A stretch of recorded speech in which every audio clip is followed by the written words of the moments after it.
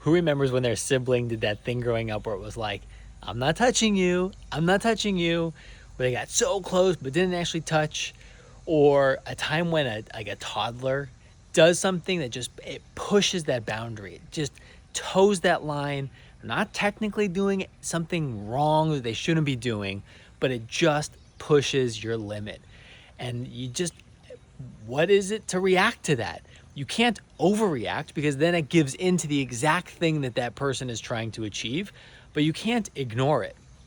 In last week's Parsha, we end by learning that Bilam says to Balak, the way to destroy the Jewish people is from immorality from within the Jewish people. So towards the end of the Parsha, there are so many people that are doing immoral acts to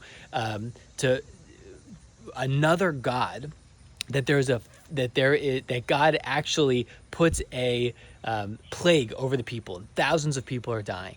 And at that same time, somebody comes in and does this act right in front of Moshe, taunts him, and it's not technically wrong, but Moshe and the elders don't know how to react, and they sit at the tent of meeting and they are weeping because they don't know what to do.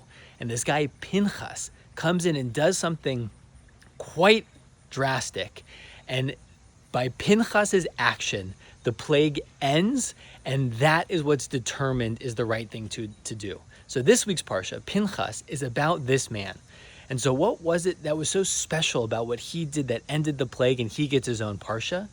It's that he acted in a way that was actually counter to his own self-interest, but it was for such a greater good. He didn't know what was going to happen other than knowing that by his acting, it would probably cause harm to him. But he did it for all of the right reasons.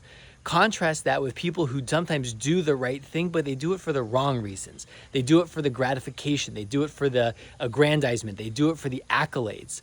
Pinchas did it because it was the right thing to do. So this week, this Shabbat, let's think about what are the ways that we can be so tapped in to what it is that needs to happen, the important things to happen, that we're not going to have an outsized reaction and let others control us. We are going to be in touch with our emotions, but to know exactly what it is that we need to do at the moment for the greater good. Shabbat Shalom.